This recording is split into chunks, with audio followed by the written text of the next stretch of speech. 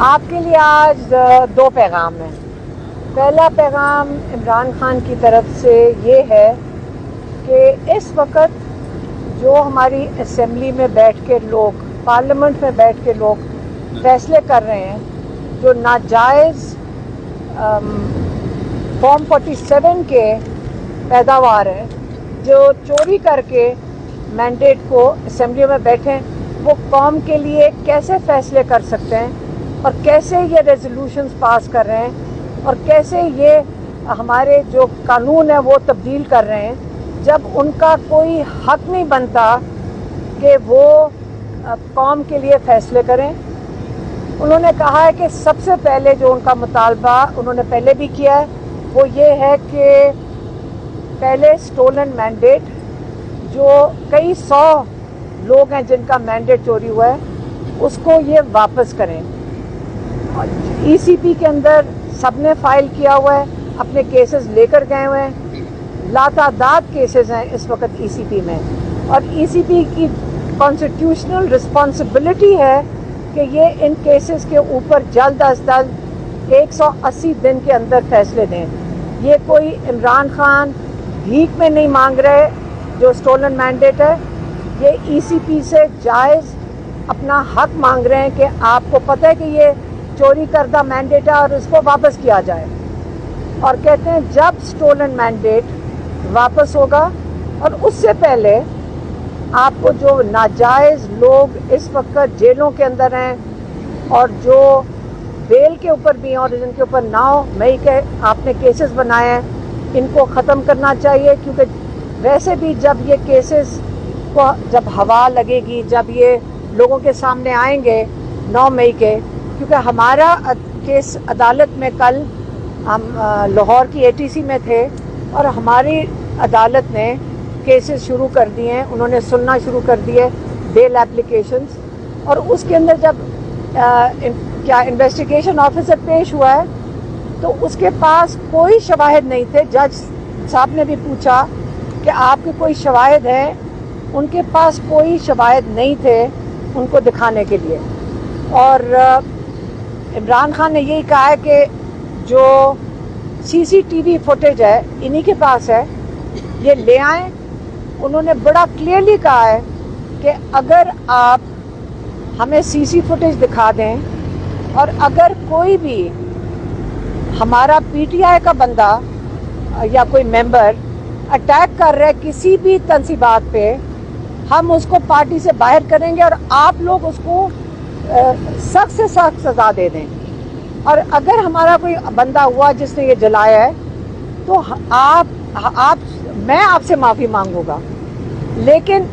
بہتر یہ ہوگا کہ آپ معافی مانگیں، کیونکہ آپ کو پتہ ہے کہ یہ پی ٹی آئی کے لوگوں نے نہیں کیا، یہ تنصیبات کو انہوں نے آگ نہیں لگائی.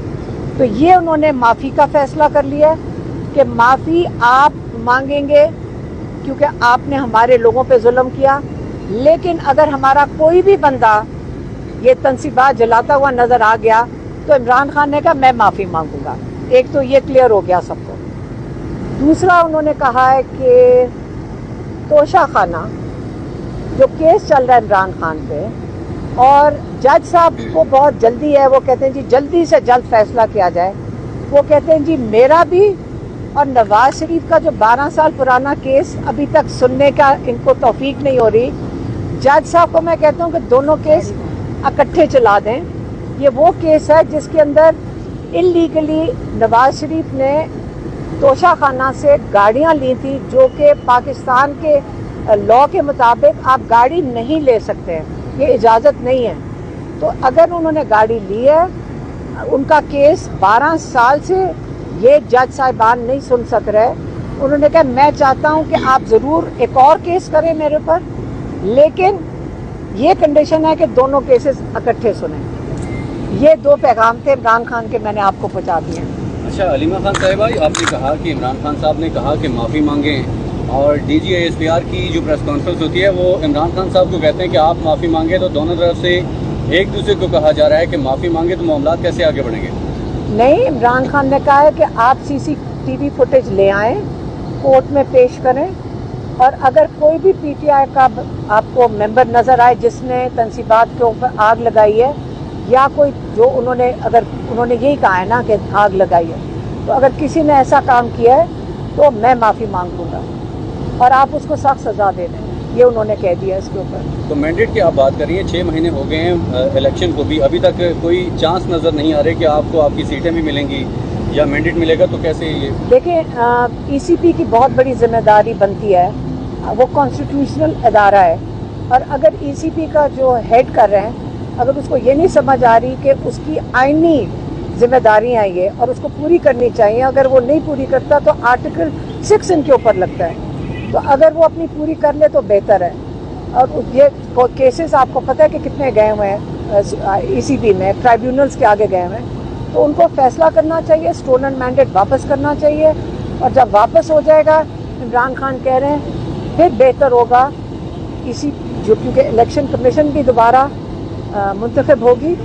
اور اس کے بعد وہ کہہ رہے ہیں کہ آپ الیکشن کرا لیں۔ ٹھیک ہے، سپریم کورٹ کے 11 ججز نے کہا کہ یہ الیکشن کمیشن کا شاخسانہ ہے، یہ الیکشن کمیشن کا فتنہ اور فساد ہے۔ اس فتنہ اور فساد کو یہ جو ماشاءاللہ حکومتی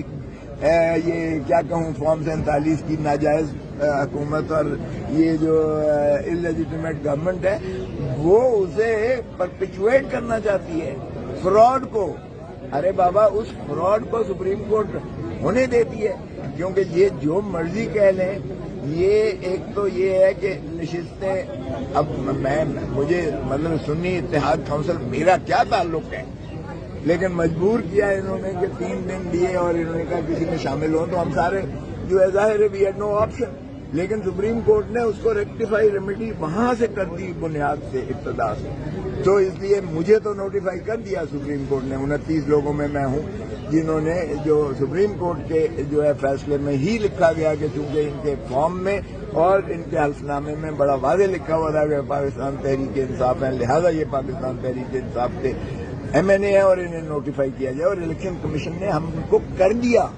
اب کیا وہ پاسٹ اینڈ کلوز ٹرانزیکشن کو یہ انڈو کر سکتے ہیں؟ یہ بھی ایک ایشو ہے، نہیں کر سکتے۔ سپریم کورٹ کے کیا فیصلے کے اوپر جو ہے یہ بیٹھ سکتی ہے؟ یہ نہیں بیٹھ سکتے سپریم کورٹ کے فیصلے کے اوپر، تو ان کا یہ کہنا کہ 2017 سے اطلاق ہوگا وہ بھی نہیں ہو سکتا ہے۔ اب قانون کا سوال پیدا ہوتا ہے کہ کیا اس کا اطلاق پروسپیکٹو ہوگا، جس طرح پریکٹس اینڈ پروسیجر ایکٹ میں ساری کورٹ، اس میں 8/7 کی آپ کو یاد ہوگا، انہوں نے کہا ریٹروسپیکٹو نہیں ہو سکتا اس کا اطلاق، یعنی پیچھے سے اس کا اطلاق نہیں ہو سکتا ہے، اس کا اطلاق اس دن سے ہوگا جس دن ایکٹ پاس ہوا ہے، اس کے بعد کے جو کوئی ایسے ٹرانزیکشن ہوں۔